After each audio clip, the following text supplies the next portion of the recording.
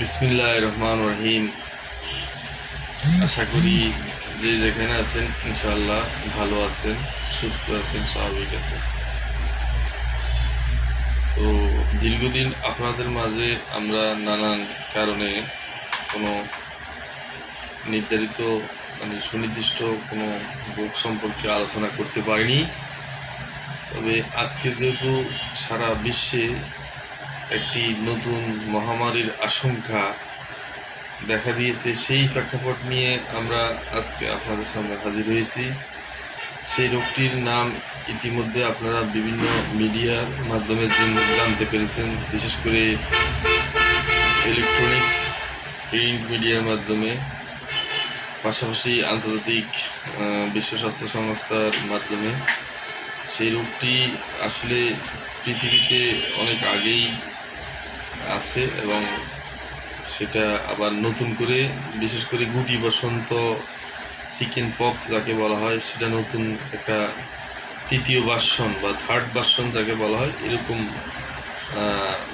আকার ধারণ করে এখন আবার পৃথিবীতে মানুষ সংক্রমিত হচ্ছে।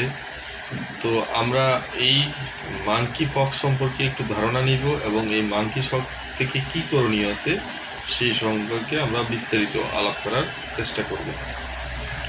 তো মাঙ্কি পক্স হচ্ছে একটি ভাইরাস রোগ যা মৃদু অসুস্থতা বা মাঝারি অসুস্থতা সৃষ্টি করে। অধিকাংশ মাঙ্কি পক্স আক্রান্ত রোগীরা 14 দিনের মধ্যেই এটা ভালো হয়ে যায়। 7 থেকে 14 দিনের সময় এটা ভালো হয়ে যায়, কিন্তু এর একটা স্কিনাল কিছু গর্ত আকার, স্কিনে এক ধরনের গর্ত আকার ধারণ করে। এখন এই মাঙ্কি পক্স সাধারণত মাঙ্কি পক্সের প্রতিষেধকমূলক কোনো সুনির্দিষ্ট ব্যবস্থা নেই, কিন্তু যদি চিকেন পক্স বা এই জাতীয় চিকেন পক্সের যে আমাদের আছে, যে চিকেন পক্সের টিকা পৃথিবীতে আছে, ওই টিকা ব্যবহার করলে শতকরা 80% রোগ থেকে 85% রোগী সংক্রমিত হওয়ার আশঙ্কা কমে যায়। এখন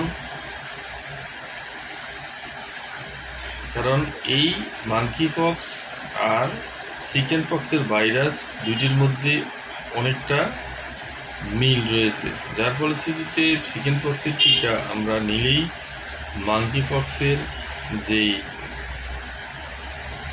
প্রাদুর্ভাব বা সংক্রমিত হওয়ার একটা ঝুঁকি, সেটা সরকার 85% কমে যায়, সুস্থ থাকা সম্ভব হয়। এখন এই রোগটি কীভাবে সংক্রমিত হয়, সংক্রমণের তো যেই ধারা আছে, ম্যান টু ম্যান বা মানুষ থেকে মানুষ কীভাবে এই রোগে সংক্রমিত হয়, সেই সংক্রান্ত যেই ধারণা পাওয়া গেছে সেটা হলো যে একজন মানুষের সাথে আরেকজন মানুষের গভীর সংস্পর্শে আসা কিংবা যৌন মিলনের মাধ্যমেও এই মাঙ্কি পক্স সংক্রমিত। যদিও একে যৌন মিলন রোগ বলে বিশ্ব স্বাস্থ্য সংস্থা অবৈধ করেনি, কিন্তু যৌন মিলনের মাধ্যমে মাঙ্কি পক্স একজনের দেহে আরেকজন সমকামী বা উভয়কামী এরকম মানুষের মধ্যে এই মাঙ্কি পক্স দ্রুত সংক্রমিত হয়। এই মাঙ্কি পক্স সাধারণত শরীরে জ্বর, ব্যথা এবং ক্ষতস্থান তৈরি করে, সেটা এর লক্ষণগুলো এরকম। এখন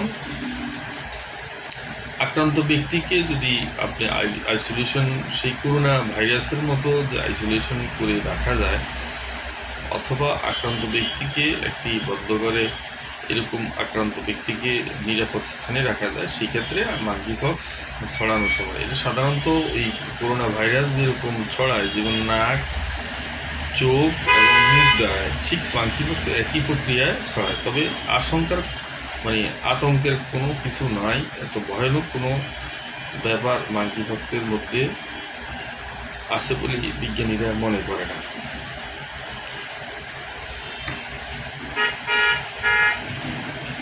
এই মাঙ্কি পক্সের যে মহামারী বা যে আক্রান্ত হওয়ার একটা যে সম্ভাবনা, সেটা যদি কোনো ব্যক্তি আক্রান্ত হয়েও যায়, সেই নিয়ে আমরা মানে যারা চিকিৎসক তাদের মতামত অনুসারে কোনো আশঙ্কা বা আতঙ্কিত হওয়ার মতো এমন কোনো বিশেষ কোনো নাই। এর মৃত্যু হারও খুবই কম, এবং এটা আপনাকে স্বাভাবিক বাসা বাড়িতে যেরকম চিকিৎসা আমরা করা যায়, যেমন বিশেষ করে যেমন রোগীকে আইসোলেট করে খাবার দাবার মানসম্পন্ন রাখে এবং একজন চিকিৎসকের পরামর্শে ওষুধ খেলে 7 থেকে 14 দিনের ভিতরে মাঙ্কি পক্স ইনশাল্লাহ সেরে যায়।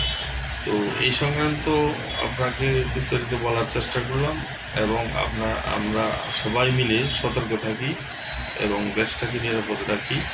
ইনশাল্লাহ আমরা সকলে মিলে যদি এই ধরনের মানে বিভিন্ন অতীতের অভিজ্ঞতা থেকে বা বর্তমান যে স্বাস্থ্য ব্যবস্থা আছে এর আলোকে আমরা চলাফেরা করি, ইনশাল্লাহ আমরা এর থেকে মুক্তি পাবো। আশা করি ভালো থাকবেন। আসসালামু আলাইকুম, আল্লাহ হাফেজ।